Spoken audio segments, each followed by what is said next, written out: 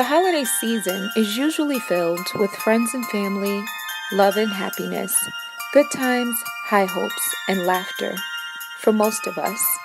But what if behind every smile there was a little bit of sad? If you're among those of us feeling sad or overwhelmed, stay tuned for some guidance on how to identify and beat the holiday blues. What would she do? The show about life, love, and relationships. Hello and welcome to What Would She Do? I'm your host, Saran Almond.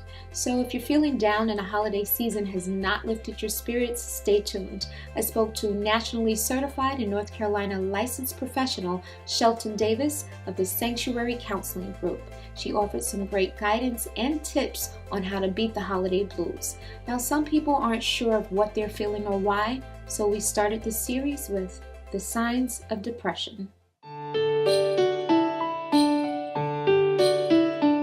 Depression is a clinical diagnosis, and in order to be diagnosed with depression, you have to have certain symptoms for a period of 2 weeks or more. And you have to have 5 of 9 clinical symptoms. One of those 2 has to be either persistent sadness or a low hope level. So one of those 2 has to be, is a qualifier. Some other of the 9 symptoms are low motivation, struggles with indecisiveness, struggles with sleep, either too much or too little, gaining or losing weight unintentionally. Particularly around the holidays, we have to differentiate between depression that is a real organic depression, a depression that has lasted more than 2 weeks and that we're really seeing some of the deeper signs of it, and grief and loss, which is something that we see a lot around the holidays, whether it's the loss of a loved one or it's a changing transitional time in life when maybe adult children aren't spending the holidays at home, or the loss of a job. These kinds of things tend to bring people into a sadder place, and sometimes it's depression and sometimes it's more of that grief response where we just feel a deep sadness. So this series is not intended to offer a diagnosis, but instead to offer guidance to help you navigate the emotions you may be feeling during this holiday season and beyond. There's definitely a genetic component to depression. It runs in families. And certain people are going to be more predisposed to that. Certain folks are also predisposed to grief just because of what they've gone through in their lives. Christmas may have negative memories because of difficult family situations that they might have gone through when they were younger, and so it may just come with a negative connotation. Some folks are also predisposed to seasonal affective disorder, which is a little bit different. It usually impacts people who have a harder time with less daylight. So, for instance, these folks you will see experience more symptoms of depression, sadness, low motivation, low energy level around the times of year when there's less daylight. And these folks might sleep more, their mood just might not be as good, and they're not necessarily experiencing a persistent major depressive disorder, but at those times of year it may be beneficial for them to have lots and lots of lights on in the house because it is a reaction that is neurological for them. So there are several different things that folks can struggle with during the holiday season, and the seasonal affective disorder particularly does impact people during the holidays because it is the time of year when we have the least daylight as well.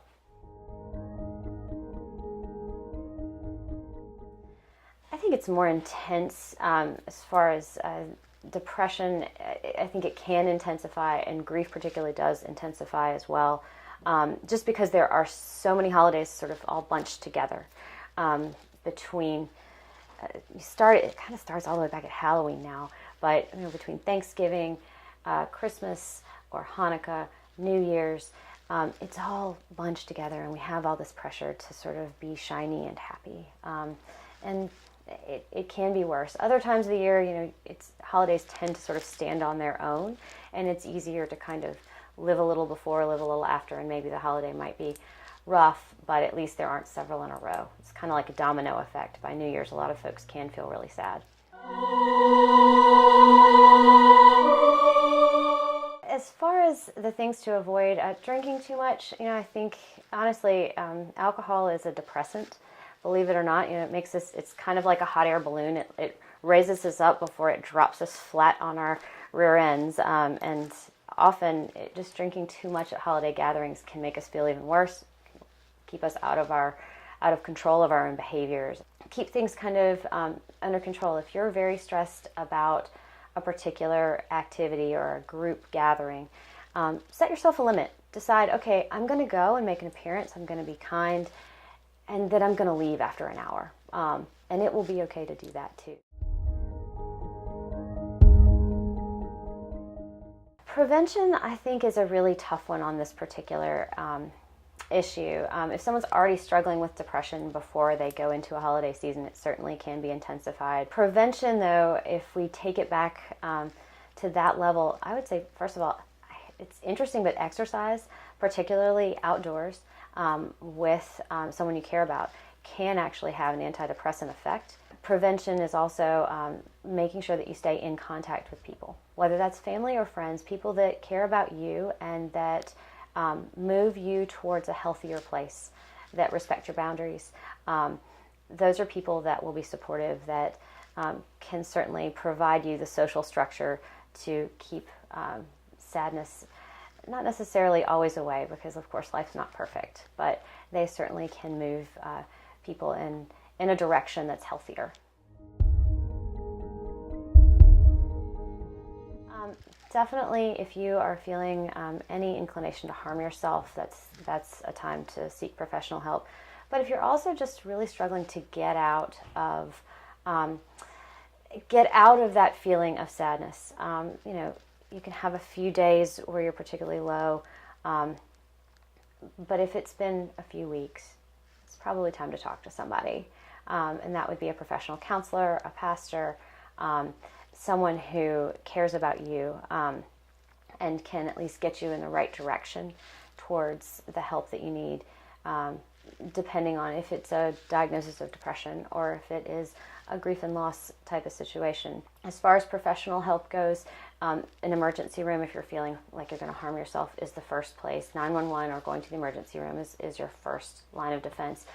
If you're not feeling like you want to harm yourself, but you're really struggling to get yourself out of that place of sadness, then calling a licensed professional counselor, a pastoral counselor, a licensed clinical social worker who works in a counseling practice is definitely the place to start.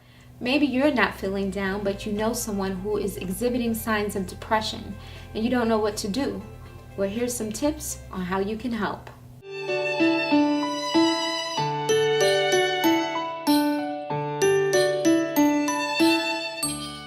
I definitely would encourage them to reach out, because one of the things that depression does is that it steals our motivation. Not only steals our motivation to put up a Christmas tree or to light a menorah, but it also steals our motivation to connect with other people. Social isolation is one of the symptoms of depression, and people really push other people away.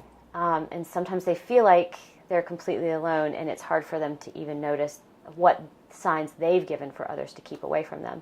So if you see someone that you care about, a friend or a family member, who is struggling with depressive symptoms, inviting them to go out to lunch. Sometimes going to a holiday party is going to be tough for these folks because they don't have the energy to socialize and to just enjoy themselves in the same way as they might have in previous years. Inviting them to come out for something that might be more of a one-on-one interaction might be less pressure for them, and yet still give them some hope that they're not forgotten and that their sadness isn't the only feeling in the world. As we are thrust into the holiday season of giving and receiving, sometimes we forget to take care of ourselves. So I wanted to know, what is the best gift you've given yourselves? And I found out through the street interviews that more often than not, the best gifts are those that you can't put a bow on. My first reaction is self-acceptance, but I know that's probably too deep. No, that's great. So I would say, yeah, that would be my choice. Is that too crazy? No, that's right on target. these questions are to help people. If you're already down, let's get you back to a place of positivity. I think the best gift I gave myself was I took a chance on myself, actually. Leaving New York City, moving down to Charlotte to basically kind of reset a career. It was very life affirming, and I feel a lot better about that move than I did when I made the decision. I think that'll be helpful to people who are feeling like they're out of options and they really don't know what to do. There's always time to change. It's never too late. The ability to actually thank myself and everything that I've done for myself and recognize the accomplishments I've made. Very tough thing to do, but I did it over time. I guess it would have to be I repaired the relationship that I had with my mother. Like a few years ago, we were kind of on the outs, and just kind of reconciling that with her probably won't be one of the best decisions I've ever made. Thanks for watching. I do hope that you were able to find some comfort in the information that was shared today. Please tune in next week as we end our 2-part series on how to beat the holiday blues, offering some tips on how to help you cope with the emotions that come from grief to situations of financial difficulty. Please like, share, comment, and subscribe. Follow the show on IG and Twitter at WWSD_the show. Please visit my website at www.whatwouldshedothe show.com. I'm your host, Saran Almond, and this is How to Beat the Holiday Blues.